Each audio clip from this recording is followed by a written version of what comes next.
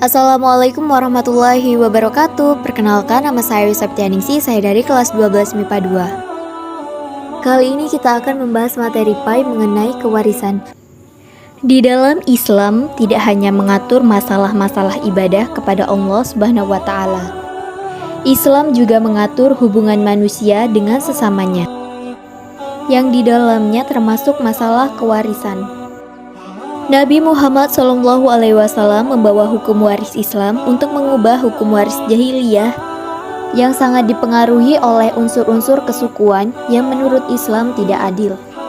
Dalam hukum waris Islam, setiap pribadi, apakah dia laki-laki atau perempuan, berhak memiliki harta benda dari harta peninggalan. Pengertian dari warisan. Warisan dalam bahasa Arab disebut al-miras, yaitu bentuk masdar dari kata warisa, yarisu, irsan, mirasan, yang berarti berpindahnya sesuatu dari seseorang kepada orang lain atau dari suatu kaum kepada kaum lain. Adapun menurut istilah, warisan adalah berpindahnya hak kepemilikan dari orang yang meninggal kepada ahli warisnya yang masih hidup, baik yang ditinggalkan itu berupa harta, tanah, atau apa saja yang berupa hak milik legal secara syar'i. Dengan demikian, untuk terwujudnya kewarisan harus ada 3 unsur. Pertama, orang mati yang disebut pewaris atau yang mewariskan. Kedua, harta milik orang yang mati atau orang yang mati meninggalkan harta waris. Ketiga, satu atau beberapa orang hidup sebagai keluarga dari orang yang mati yang disebut sebagai ahli waris. Dasar-dasar dalam hukum warisan. Dasar hukum warisan yang pertama adalah Al-Quran, di mana disebutkan dalam firman Allah Subhanahu wa taala dalam Quran surah An-Nisa ayat 7. Yang artinya, bagi orang laki-laki ada hak bagian dari harta peninggalan ibu, bapak, dan kerabatnya. Dan bagi orang wanita ada hak bagian pula dari harta peninggalan ibu, bapak, dan kerabatnya, baik sedikit atau banyak menurut bagian yang telah ditetapkan. Quran surah An-Nisa ayat 7. Dasar hukum waris yang kedua yaitu as-sunnah. Pertama, hadis dari Ibnu Mas'ud yang artinya sebagai berikut. Dari Ibnu Mas'ud katanya, Rasulullah SAW bersabda, pelajarilah Al-Quran dan ajarkanlah ia kepada manusia, dan ajarilah Al-Faroh dan ajarkanlah ia kepada manusia. Maka sesungguhnya aku ini manusia yang akan mati, dan ilmu pun akan diangkat. Hampir saja nanti akan terjadi 2 orang yang berselisih tentang pembagian harta warisan dan masalahnya. Maka mereka berdua pun tidak menemukan seseorang yang memberitahukan pemecah masalahnya kepada mereka. Hadis riwayat Ahmad. Hadis kedua yaitu dari Abdullah bin Amr bahwa Nabi SAW bersabda yang artinya, ilmu itu ada 3 macam dan yang selain 3 macam itu sebagai tambahan saja. Ayat muhkamat, sunnah yang datang dari Nabi, dan faroh yang adil. Hadis riwayat Abu Daud dan Ibnu Majah. Posisi hukum kewarisan Islam di Indonesia. Hukum kewarisan Islam di Indonesia merujuk kepada ketentuan dalam komplikasi hukum Islam atau KHI. Mulai pasal 171 diatur tentang pengertian pewaris, harta warisan, dan ahli waris. Yang masih menjadi perdebatan hangat adalah keberadaan pasal 185 tentang ahli waris pengganti yang memang tidak diatur dalam fikih Islam. Ketentuan dari warisan. Jumlah ahli waris yang berhak menerima harta warisan dari seseorang yang meninggal dunia adalah 25 orang, yaitu 15 orang dari ahli waris pihak laki-laki yang biasa disebut ahli waris asabah, yang bagiannya berupa sisa setelah diambil oleh zawil furud, dan 10 orang dari ahli waris pihak perempuan yang biasa disebut ahli waris zawil furud, yang bagiannya telah ditentukan. Syarat mendapatkan warisan. A. Tidak adanya salah satu penghalang dari penghalang-penghalang untuk mendapatkan warisan. B.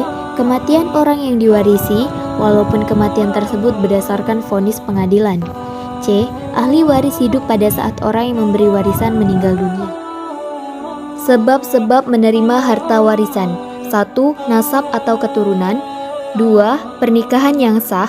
3. Wala, yaitu seseorang yang memerdekakan budak laki-laki atau budak wanita.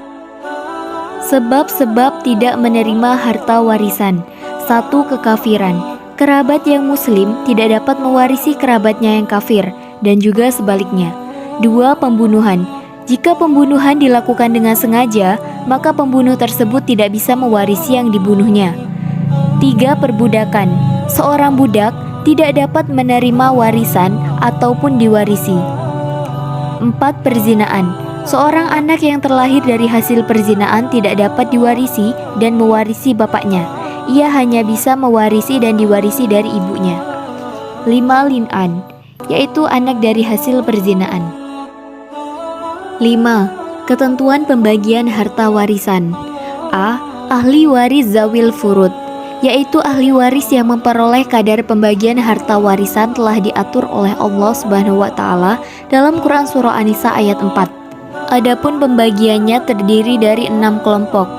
Kelompok pertama bagiannya 1/2, yaitu 1 suami, 2 anak perempuan, 3 cucu perempuan, 4 saudara perempuan sekandung jika sendirian, 5 saudara perempuan sebapak sendirian.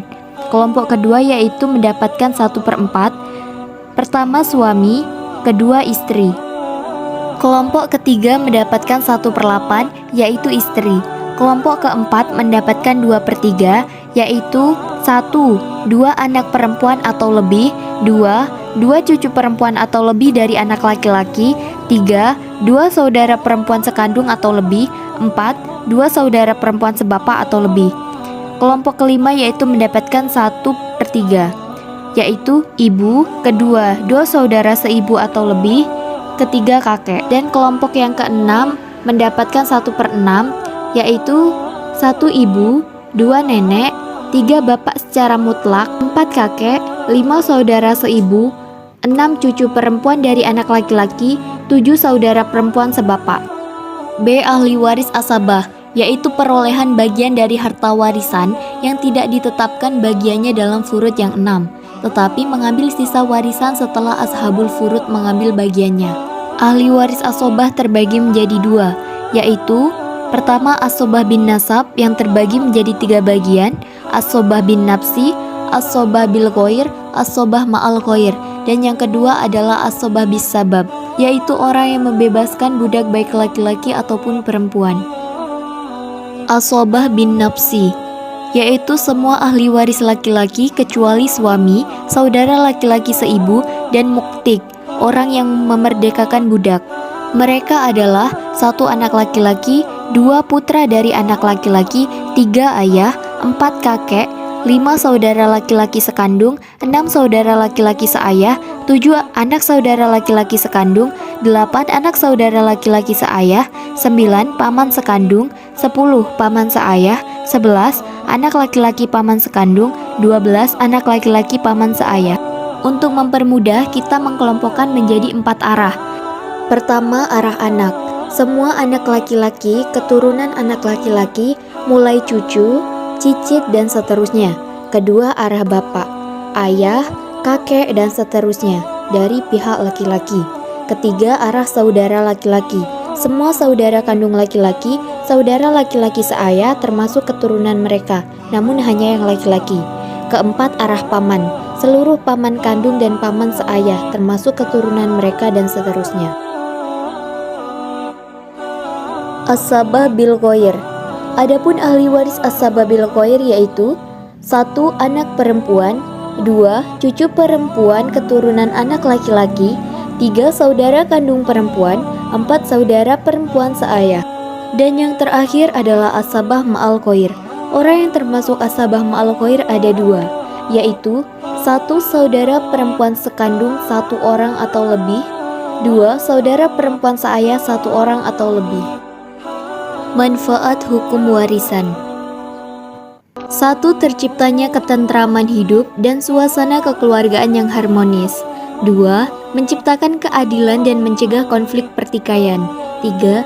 Peduli kepada orang lain sebagai cerminan pelaksanaan ketentuan warisan dalam Islam.